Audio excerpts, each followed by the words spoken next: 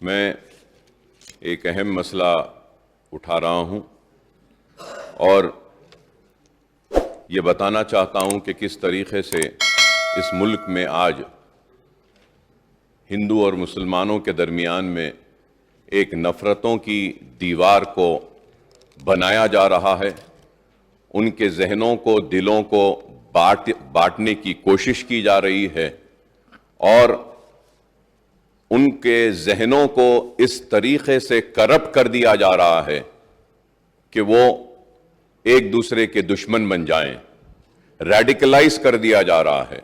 اور اسی ریڈیکلائزیشن کا ایک جیتی جاگتی مثال ہمارے سامنے حالیہ عرصے میں پیش آئی۔ ویسے تو ہم ملک میں کئی جگہ پر دیکھ رہے ہیں کہ کس طریقے سے کبھی لو جہاد کے نام پہ مسلمانوں کو مارا جا رہا ہے، کبھی گھر واپسی کے نام پر۔ تو آج میں آپ کے ذریعے بتانا یہ چاہتا ہوں کہ 31 جولائی 31 جولائی کو ٹرین نمبر 12956 جے پور ممبئی ایکسپریس میں جو واقعہ پیش آیا، اور وہ واقعہ یہ تھا کہ ایک آر پی ایف کا کانسٹیبل جس کا نام چیتن سنگھ تھا، اس نے ایک تو 4 لوگوں کو گولی مار کر ان کی جان لے لی، جس میں ایک انہی کا ایک اے ایس آئی آفیسر تھا، اس کو گولی مار دی، اور اس کے بعد میں 3 لوگوں کو، مسلمان تھے اس میں، جن کی بڑی بڑی داڑیاں تھیں، ان کو گولی لگا کر کنپٹی پر ایک بوگی سے دوسرے بوگی 3 بوگی آگے لے جاتا ہے اور لے جا کر ان کو گولیاں مارتا ہے، اور مارنے کے بعد یہ کہتا ہے کہ اس ملک میں رہنا ہے تو مودی اور یوگی کو ووٹ دینا پڑے گا۔ اور افسوس مودی اور یوگی کے ساتھ کہتا ہے کہ پھر ٹھاکرے کو ووٹ دینا ہے۔ تو مسلمانوں کے ساتھ اتنی نفرت کیوں؟ اور وہ لوگ جو آج نفرت کی بنیاد پر اقتدار کو حاصل کر رہے ہیں یا پھر آنے والے کل میں اقتدار کو حاصل کرنا چاہتے ہیں، یہ ملک کو تباہی و بربادی کی طرف لے جا رہے ہیں۔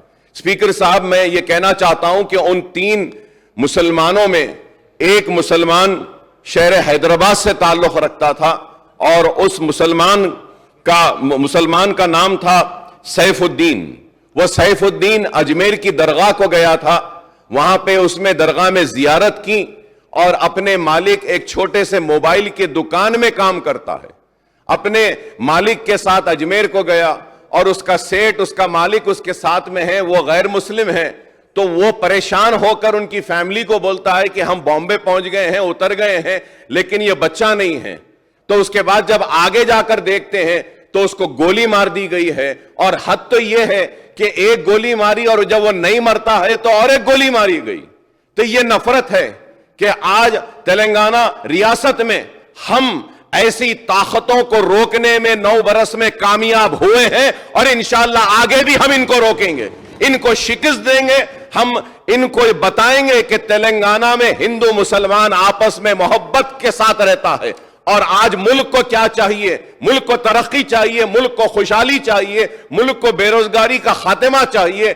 آج اس کے اوپر توجہ نہیں ہے، بس صرف نفرت نفرت نفرت کی بات کرتے ہیں۔ تو میں آپ کے ذریعے حکومت سے میں درخواست کرتا ہوں، ریکویسٹ کرتا ہوں کہ سیف الدین جو بازار گھاٹ میں رہتا ہے، اس کے 3 لڑکیاں ہیں، ایک سب سے بڑی لڑکی 6 سال کی، دوسری لڑکی 3.5 سال کی، اور تیسری لڑکی صرف 6 مہینے کی ہے۔ تو میں آپ کے ذریعے حکومت سے درخواست کروں گا کہ اس کی بیوی جو ہے، اس کی وائف انجم شاہین جو ہے، جو انٹرمیڈیٹ پاس ہے، اس کو ایک سرکاری نوکری اگر دیں گے آپ تو میں آپ کا ممنون و مشکور رہوں گا۔ اور اس کے ساتھ 2 بیڈ روم کا فلیٹ اگر ملک پیٹ میں یا چندرائن گٹے میں جہاں بن رہا ہے وہاں پہ ایک 2 بیڈ روم دیں گے، اور کچھ نہ کچھ امداد اگر ریاستی حکومت کی جانب سے ان 3 معصوم بچیوں کے لیے اور اس کی بیوی کے لیے اگر دی جائے گی تو ایک اچھا میسج جائے گا، اور ہم بتائیں گے کہ یہ اس ریاست میں ہم فرقہ پرستوں کو کبھی آگے بڑھنے نہیں دیں گے، ہم ان لوگوں کو آگے بڑھنے نہیں دیں گے جو نفرت کی بنیاد پر ہندو مسلمان کو بانٹنا چاہتے ہیں۔ تو میں آپ کے ذریعے حکومت سے درخواست کروں گا کہ 2 بیڈ روم کا ایک فلیٹ और उन बच्चियों को कुछ कंपनसेशन और सरकारी नौकरी देंगे तो हम काफी ममनून और मशकूर रहेंगे आपके, और इसको जरूर मुसलमान याद रखेंगे और आपके इस इक़दाम का मुसलमान सारी रियासत में नहीं बल्कि हिंदुस्तान में इस इक़दाम की सताइश भी करेंगे. స్పీకర్ సార్, గౌరవనీయులు అక్బరుద్దీన్ ఓవైసీ గారు లేవనెత్తిన సమస్య ఏదైతే ఉందో నిజంగా కూడా గంభీరమైన సమస్య అధ్యక్ష. ఈ దేశంలో వాళ్ళు అక్కడక్కడ మాట్లాడుతూ ఉంటారు, పెద్ద పెద్ద మాటలు చెప్తూ ఉంటారు కొన్ని పార్టీలు, కానీ వాస్తవం ఏంటంటే అధ్యక్ష ఈ సంఘటన జరిగింది రాజస్థాన్లో, జైపూర్లో.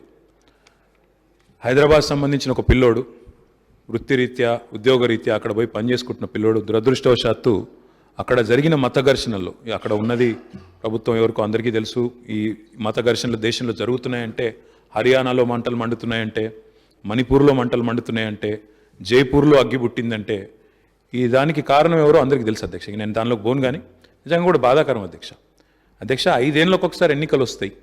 ఎన్నికలు వచ్చినప్పుడు అందరం ప్రజల దగ్గర పోతాం, ప్రజల దయ ఎవరికి ఉంటే వాళ్ళని గెలిపిస్తారు, వాళ్ళం అధికారంలో ఇక్కడ కూర్చుంటాం, లేదంటే అక్కడ కూర్చుంటాం అధ్యక్ష, దానికి ఇబ్బంది లేదు.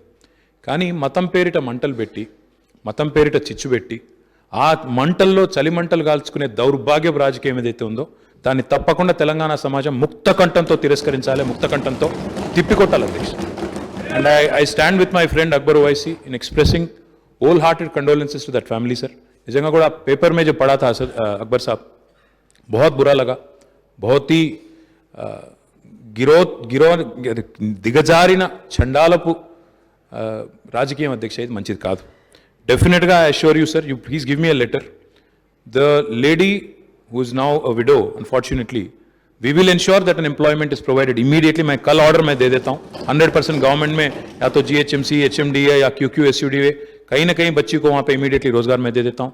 साथ ही साथ 3 जो छोटे बच्चे हैं, मैं गवर्नमेंट की तरफ से तो फिलहाल नहीं बोल सकता क्योंकि CM साहब ने एक बार उनसे पूछना पड़ेगा, बट हमारे BRS पार्टी की तरफ से एक बच्ची के नाम पे 2-2 लाख रुपया हम डिपॉजिट करेंगे, फिक्स डिपॉजिट करेंगे.